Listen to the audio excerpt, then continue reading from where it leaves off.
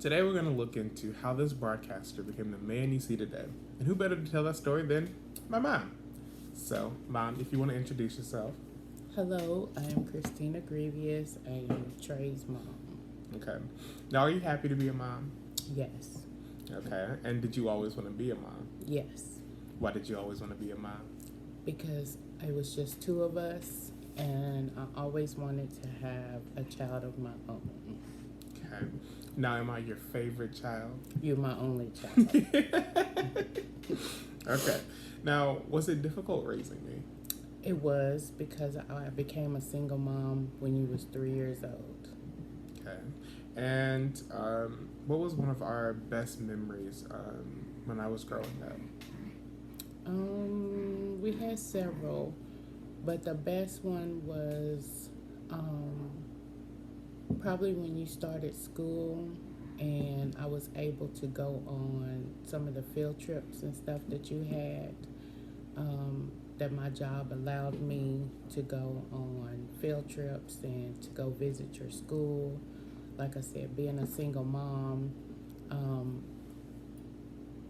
I was able to be more involved with you in school. Okay. And what was one of the favorite field trips like you went on with me? Probably the best one was, oh Lord Jesus. Probably when we went to the zoo. Okay. And which zoo was that? The Louisville Zoo. Okay. So, because I don't really remember it fully, but, as a parent going on that trip, what was some of the things that really made that trip one of your favorites for us? That I got along with the other parents, and that we was also happy to be there, and there was no problems. The kids had a good time. Everything just went really, really smooth, and it was kind of like an outreach for me as well, because I had other parents that I could go to with any type of questions, problems, so it really helped me as well. You still keep in contact with any of those parents? Yes, I do. Okay. So what was one of the worst memories of me growing up? When you got real sick and we couldn't figure out what was going on, and at the time I didn't have insurance, so I was worried about getting your asthma medicine. That's when they found out you had asthma, and you was pretty much allergic to everything. Now I remember that. So that was probably the worst time. So what age was I when I got real sick? Because again, I don't remember this one. You was about 4 or 5. That's why. When they found out that you had asthma, and also that you was allergic, because we couldn't pinpoint exactly what you was allergic to. Yeah, I remember I was allergic to what was it? Play-Doh, it was Play-Doh, grass, leaves. Anytime the seasons changed, it was a problem. Yeah. Okay. So it's kind of a spicier question, So did you think you did a good job raising me? Yes, I did. Okay, why do you think you did a good job? You are the young man that you are now because of me. You was the first African American battalion commander at Warren Central. I busted my butt so you could go to Bellarmine University. Still going. And all the accomplishments that you have done since you've been at Bellarmine, you being on your own with no problems, you just really exceeded my expectations, and I'm very, very proud of you. Was the bar low or something?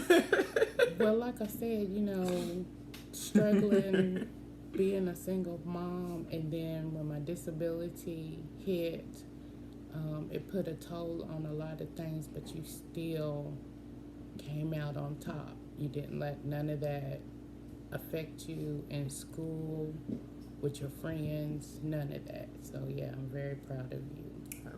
Now, since I am finna be like 21 in a couple months, what was your proudest moment of like my whole like kind of educational career? Because next year I'm a senior, so it's about to be over with unless I go back to get my master's. But that don't really count for you. Like I mean, that's for me. But out of everything I've done, what's been your proudest one? I have two of them. When you became battalion commander of Warren Central High School, yes. And then my second one was when you became SGA president of Bellarmine University. Words can't explain how thrilled, excited I was for you, because you didn't stop. Regardless of what was going on in our personal life, the struggles, you still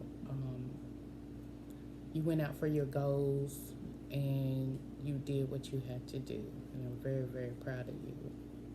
Okay. Now, looking back on like everything you did as a mom, what is one thing you would change that you think might make a difference? Teaching you how to do the basic stuff at an earlier age.